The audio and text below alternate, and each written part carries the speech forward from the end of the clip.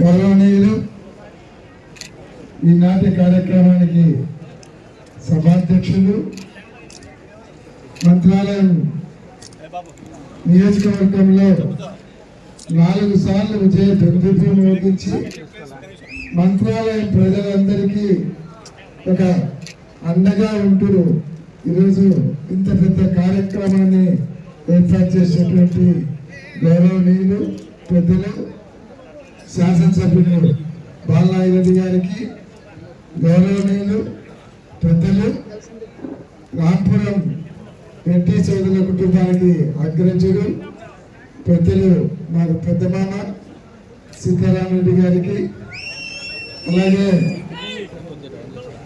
ఈరోజు జిల్లా వైఎస్ఆర్ కాంగ్రెస్ పార్టీ ఉపాధ్యక్షులు ప్రదీప్ రెడ్డి గారికి, జిల్లా మహిళా అధ్యక్షురాలు శశికళ గారికి, వేదిక మీద చాలా మంది పెద్దలు ఉన్నారు.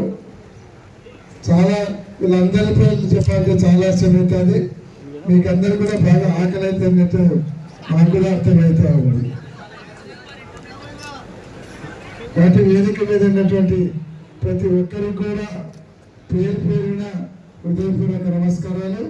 అదే ఈ కార్యక్రమానికి త్వరలో వచ్చి రాంపురం రెడ్డి సోదరుల కుటుంబానికి మేమందరం కూడా అండగా ఉన్నాము, ఇంకా రాబోయే కాలంలో ఉంటామని వచ్చేసేటువంటి అశేష కార్యకర్తలందరికీ పేరు పేరున హృదయపూర్వక నమస్కారం తెలియజేస్తాను. చాలా విషయాలు నాకంటే ముందు మాట్లాడిన వాళ్ళందరూ కూడా చాలా విషయాలు మాట్లాడడం జరిగింది. చంద్రబాబు నాయుడు గారు ఎటువంటి హామీలు ఇచ్చారు, ఎటువంటి హామీలు ఎదురుగొట్టాడు అనేటువంటి విషయాన్ని కూడా పెద్దలందరూ కూడా మాట్లాడడం జరిగింది. కానీ మాకు అర్థం కాని విషయం ఏమంటే, మనకు సూపర్ 6 అని గట్టిగా చెప్పారు. సూపర్ 6 కాకుండా 143 హామీలు ఇచ్చారు. ఆ 143 హామీలు పక్కన పెడితే వాళ్ళు పొద్దున్న లేసి కలవరించేటువంటి సూపర్ 6లో మనకి అందించారు.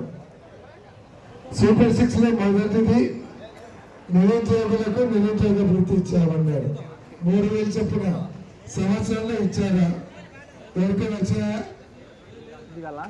తర్వాత రైతులందరూ కూడా రైతు భరోసా కింద ఒక్కొక్కరికి 20,000 ఇచ్చామని అందరూ రైతులు ఉన్నారు.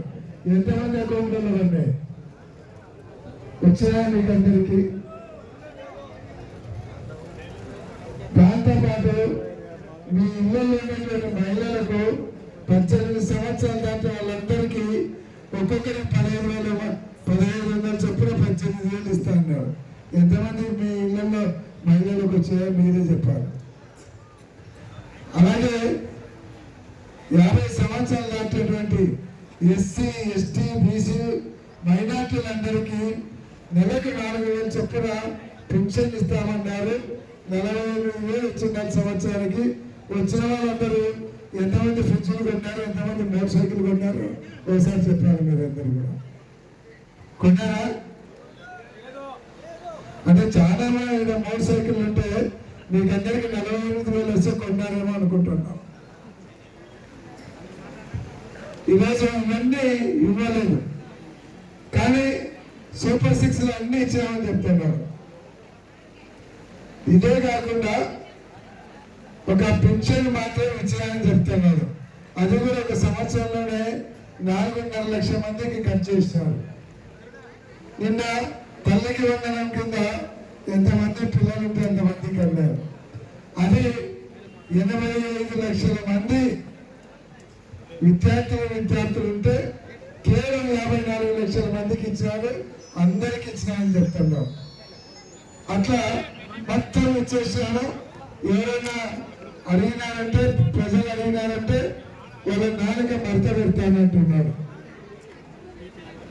అలాగే వైఎస్ఆర్ కాంగ్రెస్ పార్టీ నాయకులు ఎవరైనా కార్యకర్తలు ప్రశ్నిస్తే తాట తీస్తానంటున్నారు. అంటే బెదిరించాలనుకుంటున్నాను. నేను చంద్రబాబు నాయుడు గారిని అడుగుతున్నాను. చంద్రబాబు నాయుడు గారు వైఎస్ఆర్ కాంగ్రెస్ పార్టీ నాయకులను, కార్యకర్తలను మీరు బెదిరించాలనుకుంటున్నారా? అంటే మీరు పెట్టే కేసులు కానీ మీరు చేసేటువంటి దౌర్జన్యాన్ని కానీ మీ వెంట్రుకు కానీ చూసి ఇక్కడ ఉన్నటువంటి వాళ్ళందరూ భయపడతారనుకుంటున్నారా? కానీ ఒక్క విషయం గుర్తుపెట్టుకోవాలంటున్నారు, ఇక్కడ ఉండేదంతా కూడా బాలనాగిరెడ్డి గారి సైన్యం, వైఎస్ జగన్మోహన్ రెడ్డి గారి సైన్యం. వైఎస్ జగన్మోహన్ రెడ్డి గారు మీరు ఈ భారతదేశంలో 2012 వరకు ఏ నాయకులను చూస్తే పెద్ద పెద్ద దేశ నాయకులు కూడా భయపడే వాళ్ళు. అటువంటి నాయకురాలు సోనియా గాంధీకి ఎదురు తిరిగి 16 నెలలు జైల్లో ఉండి తర్వాత బయటకు వచ్చి పార్టీ పెట్టి ఇంటి చేత పార్టీని నడిపి పార్టీని అధికారంలోకి తీసుకొని వచ్చేటువంటి గర్స్ ఉండేటువంటి జగన్మోహన్ రెడ్డి గారు నాయకత్వంలో పనిచేస్తున్నటువంటి కార్యకర్తలు ఎక్కడ ఉన్నారు? మీ పాఠాలకు చెప్పలకు ఎవరు భయపడాలని చంద్రబాబు నాయుడు గారికి తెలియజేస్తా ఉన్నాం. ఈరోజు మీరేదో గవర్నమెంట్ ఉందని, నేను 4 సంవత్సరాలు ఉందని తెలుగుదేశం పార్టీ నాయకులు ఎదురుగా పడతా ఉన్నారు. ఎదురుగా పడటం కాకుండా మన వాళ్ళ మీద కొంతమంది మీద కేసులు పెట్టి భయపడించాలనుకుంటా ఉన్నారు. కానీ వాళ్ళకి అర్థం కాదు ఏమంటే 2027లో జనరల్ ఎన్నికలు రాబోతున్నాయి. వాళ్ళ సంబరాలను కూడా 2 సంవత్సరాలు మాత్రమే. వాళ్ళకి తెలియజేస్తా ఉన్నారు, 2 సంవత్సరాల తర్వాత ముందుంది మీకు ముసళ్ళ పండుగ అని కూడా తెలియజేస్తాం. జగన్మోహన్ రెడ్డి గారు చెప్పారు, ఏదైతే లోకేష్ బాబు ఒక రాష్ట్రానికి అంతా కలిపి ఒక రెడ్ బుక్ ఓపెన్ చేశారు. జగన్మోహన్ రెడ్డి గారు ఏం చెప్పారంటే మాకందరికీ మీటింగ్ లో ప్రతి నియోజకవర్గానికి ఒక రెడ్ బుక్ ఓపెన్ చేయండి. మన పార్టీ అధికారంలోకి వచ్చాక ఆ రెడ్ బుక్ లో ఉన్న వాళ్ళందరూ కూడా గ్రామాలు కాదు రాష్ట్రంలో వదిలిపెట్టిపోయే పరిస్థితులు వాళ్ళకు ఉంటాయని కూడా చెప్పడం జరిగింది.